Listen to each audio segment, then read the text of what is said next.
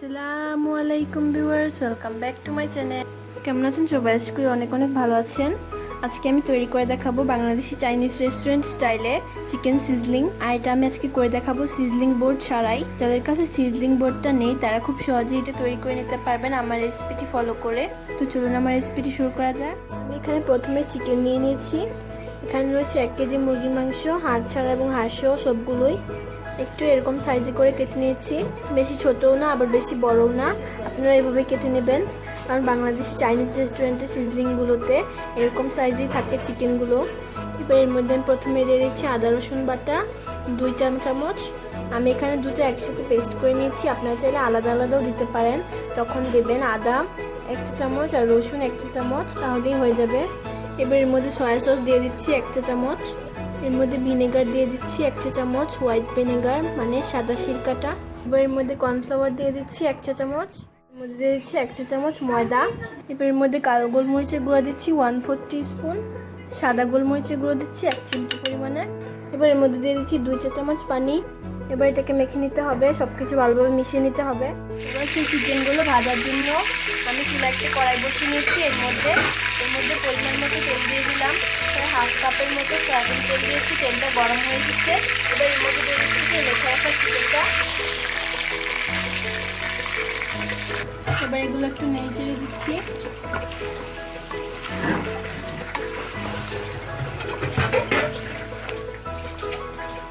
এটাকে আমি 5 মিনিটের জন্য নেড়ে চেড়ে একটু ভেজে নিয়েছি।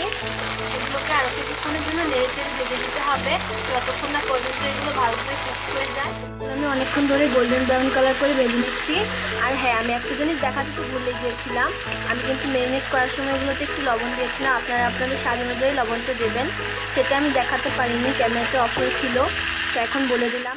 আমি প্রায় 5-10 মিনিটের জন্য গোল্ডেন কালার করে ভেজে নিয়েছি। এবার এগুলোকে আমি তেল থেকে উঠিয়ে রাখছি আলাদা করে। এবার আমি কিছু ভেজিটেবলস নিয়ে নিয়েছি, এগুলো একটু কেটে নিয়েছি। ক্যাপসিকাম এখানে 3 রঙের আছে, লাল, হলুদ এবং সবুজ 3 রঙের। এগুলো একটু এরকম লম্বা করে কেটে নিয়েছি। ক্যাপসিকাম 500 গ্রামের মতো হবে। এখানে নিয়েছি কিছু গাজর কুচি, এগুলো এরকম লম্বা লম্বা করে কুচি করে নিয়েছি। এখানে হবে 250 গ্রাম। এবার এখানে নিয়েছি পেঁয়াজ কুচি, আর এগুলো শুধু 4 টুকরো করে কেটে নিয়েছি একটা পেঁয়াজকে। এখানে প্রায় 250 গ্রাম থেকে আরও কম হবে। এবার সেই একই কড়াইয়ে যেখানে চিকেন ভেজেছিলাম সেখানে পেঁয়াজগুলো দিয়ে দিচ্ছি। এর মধ্যে ক্যাপসিকামগুলো দিয়ে দিচ্ছি। এবার গাজরগুলো দিয়ে দিচ্ছি। সবকিছু একটু ভালোভাবে নেড়ে দিচ্ছি। এটা করছি মিডিয়াম ফ্লেমে রেখে। আমি এখন পেঁয়াজগুলোকে একটু নেড়ে চেড়ে খুলে দিয়েছি। এগুলোকে আমি 2-3 মিনিট একটু নেড়ে চেড়ে ভেজে নিয়েছি। এবার এগুলোকে উঠিয়ে রাখছি, এগুলো একটা সাইডে রেখে দিচ্ছি। এবার আমি এটা রান্না করব, এই জন্য চুলা একটা কড়াই বসিয়ে নিয়েছি। এর মধ্যে দিয়ে দিচ্ছি সয়াবিন তেল, দিয়ে দিচ্ছি 1 চামচ পরিমাণে সয়াবিন তেল। এর মধ্যে দিয়ে দিচ্ছি কিছু পেঁয়াজ কুচি 1/4 কাপের মতো দিয়ে দিচ্ছি। এবার এর মধ্যে দিয়ে দিচ্ছি আদা রসুন বাটা 1 চামচের মতো। আপনারা চাইলে এর বদলে আদা রসুন কুচিও দিতে পারেন। এর মধ্যে কিছু কাঁচামরিচ দিয়ে দিচ্ছি একটু চিড়ে মাঝখান থেকে, এখানে প্রায় 1/4 কাপের মতো হবে। এবার এগুলোকে একটু নেড়ে মিশিয়ে দিচ্ছি। এর মধ্যে দিচ্ছি টমেটো সস, এর মধ্যে দিয়ে দিচ্ছি 1/2 কাপের মতো টমেটো কেচাপ। এগুলো সব মিশিয়ে 1 কাপের মতো সস দিয়ে দিলাম। সসটা একটু বেশি করে দেবেন, এতে করে সিজলিংটা অনেক ইয়াম্মি হবে। সব কিছু একটু একসাথে নেড়ে মিশিয়ে দিচ্ছি। এবার এর মধ্যে দিয়ে দিচ্ছি সয়া সস 1 চামচ। এর মধ্যে দিয়ে দিচ্ছি 1/4 চা চামচ লবণ। এবার সব কিছু একটু নেড়ে মিশিয়ে দিচ্ছি মিডিয়াম ফ্লেমে রেখেই।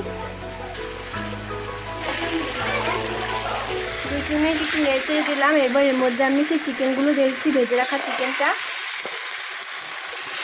দিয়ে একটু নেড়ে দিচ্ছি। এর মধ্যে সবজিটাও দিয়ে দিচ্ছি। এবার সব কিছু নেড়ে ভালোভাবে মিশিয়ে দিচ্ছি।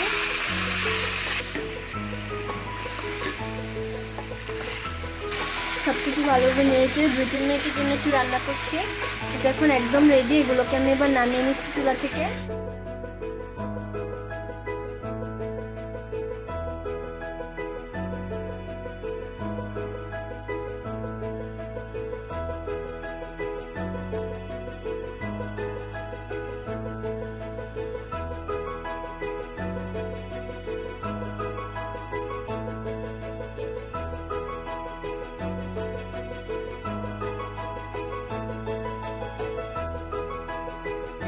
ভালো লাগলে প্লিজ আমার চ্যানেলটাকে সাবস্ক্রাইব করবেন, আর যারা সাবস্ক্রাইব করে পাশে আছেন তাদেরকে অসংখ্য ধন্যবাদ। সবাই ভালো থাকবেন, সুস্থ থাকবেন।